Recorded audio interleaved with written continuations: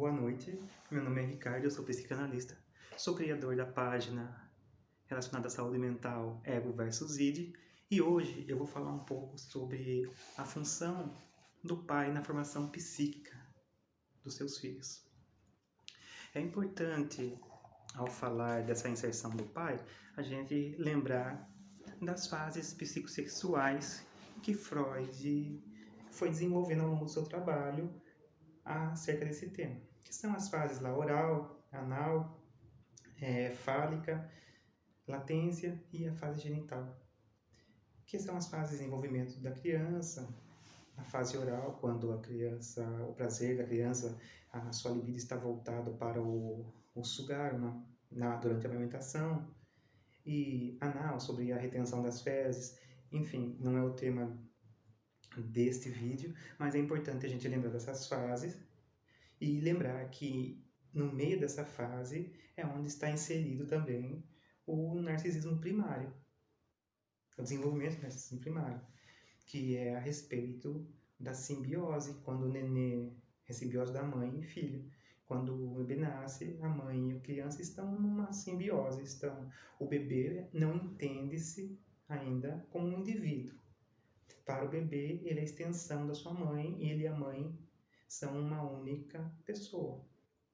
Então, o bebê chora de fome, ele recebe o leite, recebe o peito. O bebê chora porque não está contente, está sendo sozinho, ele recebe o colo, o abraço, o embalo da mãe. E a chupeta, e trocar as fraldas, e assim vão sendo realizados os desejos do bebê naquele momento onde ele requisita isso através do choro, se manifesta em relação a esse desejo dele ali do momento, para satisfazer seus desejos. É nesta relação mãe e filho que começa a se desenvolver o narcisismo primário.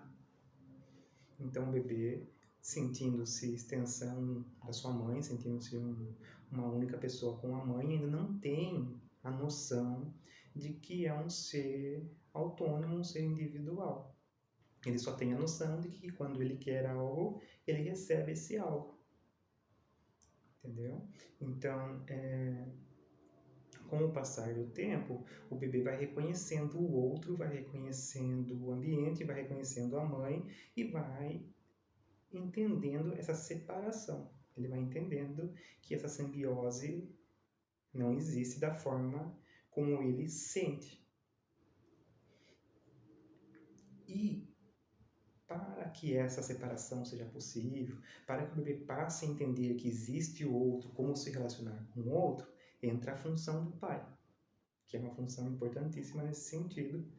Inclusive, quando o pai não exerce essa função adequadamente, ou ausente fisicamente, ou ausente emocionalmente, não se impõe, essa criança pode desenvolver o narcisismo patológico lá, ou secundário, onde ele não consegue entender que existe o outro, ele não consegue ter empatia, ele não consegue entender que nem sempre seus desejos podem ser atendidos. E vai gerar uma série de problemas ao longo de sua vida, e isso é bem marcante e é bem presente no setting analítico.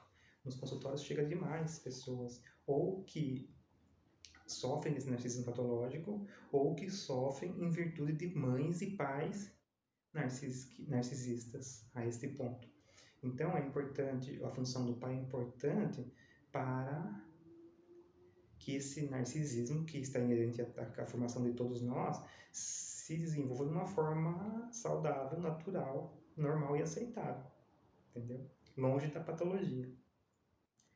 E quem é responsável por inserir o pai nesse contexto, entre essa simbiose mãe e filho, é a mãe. É a mãe que traz o pai, insere nesse contexto, é a mãe que demonstra para o filho que o pai existe. E quando a mãe traz esse pai para o contexto,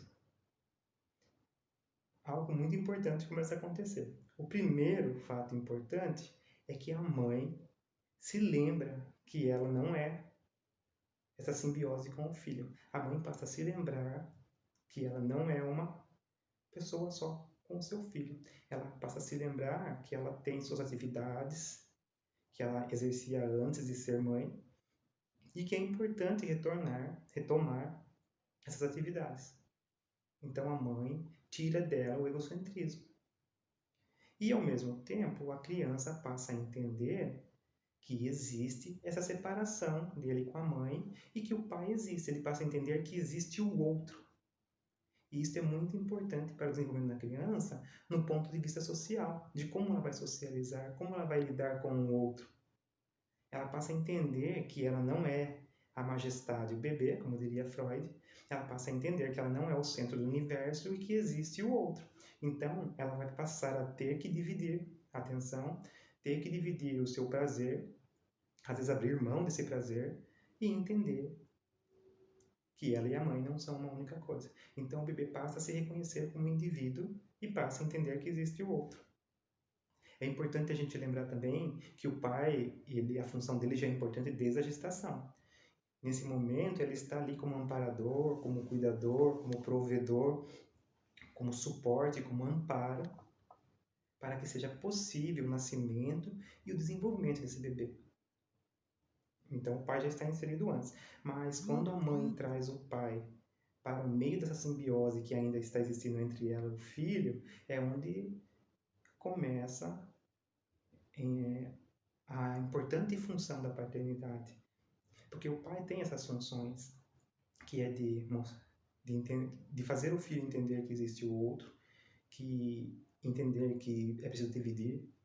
Depois nós falamos lá no complexo de Édipo, que se desenvolve ali também entre as fases psicossexuais, é importante lembrar que o pai tem o papel do interdito, o papel de lei, que é onde o filho passa a entender que existem regras, que existem uma separação entre ele e a mãe mais efetiva, que ele não pode ter o amor dessa mãe só para ele.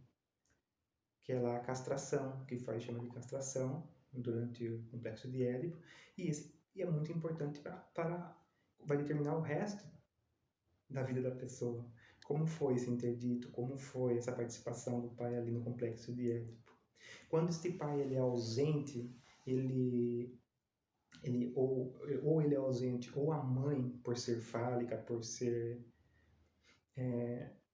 centralizadora, não entender também a necessidade de quebrar essa simbiose, ela não traz o pai para o meio do desenvolvimento infantil, esta ausência implica em diversos problemas na vida adulta daquele bebê, do seu filho. Está relacionado com autoestima baixa.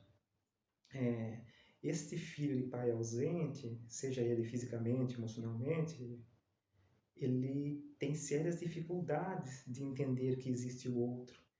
Ele tem sérias dificuldades de entender que o mundo não gira em torno dele. Ele tem dificuldade em manter relações. Ele tem muita dificuldade de entrar num relacionamento e manter isso.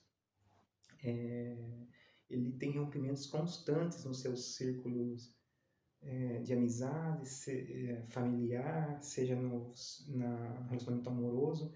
Ele vive de constantes rompimentos. Porque lá no início ele não teve o interdito, ele não teve essa presença do pai dizendo para ele que existia o outro, que era importante dividir, que era importante ouvir, ceder, que existia essa necessidade de um relacionamento de duas mãos e duas vias. Então, esta é a função do pai. É claro, fornecer amor, atenção, prover também o que for necessário, mas também ter essa função de interdito, de regras, de ser a lei. É muito importante essa função do pai. Lembrando que o pai muito permissivo também, o pai que por traumas da sua própria relação dele com o próprio pai, fala, vou fazer tudo diferente com meu filho.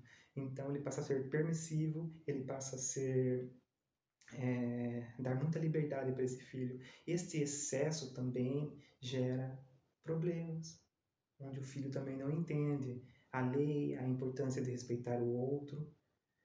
E tudo isso está relacionado com com narcisismo, que muitas vezes é tratado como só a pessoa vaidosa, a pessoa que só pensa nela mesma, mas vai um pouco além disso. O narcisismo vai um pouco além.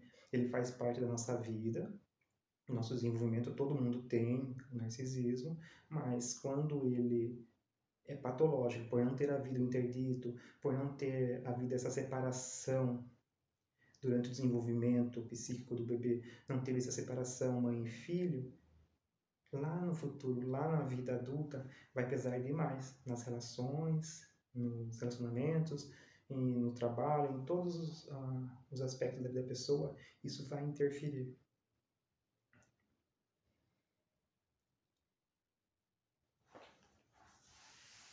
Então, para finalizar, é importante a gente ressaltar que o pai deve exercer essa função de provedor, de amparador, acolhedor, mas também deve exercer a função de lei, de regras, de interdito.